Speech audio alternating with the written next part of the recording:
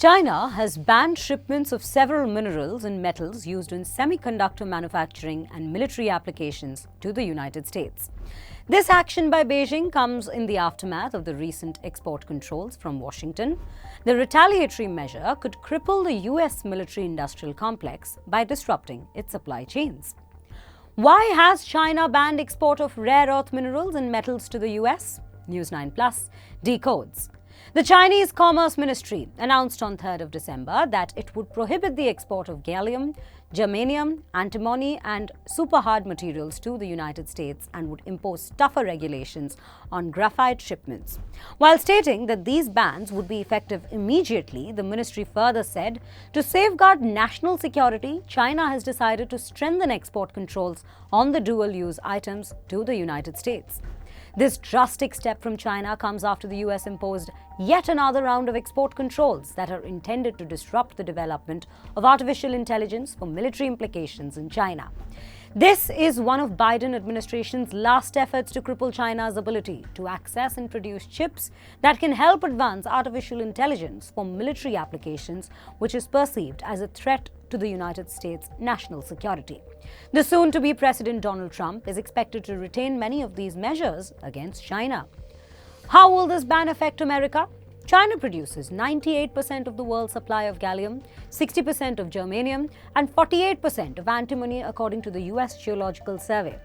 A White House spokesperson has said that the United States was assessing the new restrictions and will take necessary steps in response.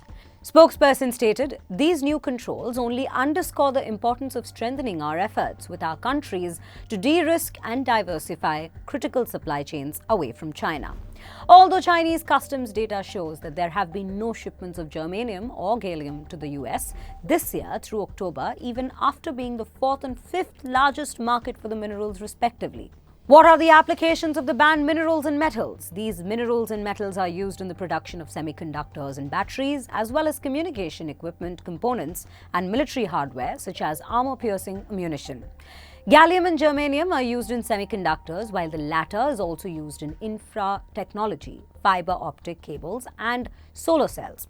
Antimony is used in bullets and other weaponry, and graphite is the largest component by volume of electric vehicle batteries. How are US restrictions on semiconductors affecting China? The US controls unveiled on Monday included tougher restrictions on the export of critical semiconductor manufacturing tools and a ban on export to China of advanced high-bandwidth memory chips, a crucial component in artificial intelligence products. As the US and other countries have restricted exports of advanced chips and the tools to create semiconductors, China has become self-sufficient in the semiconductor sector. However, it remains years behind chip industry leaders like Nvidia.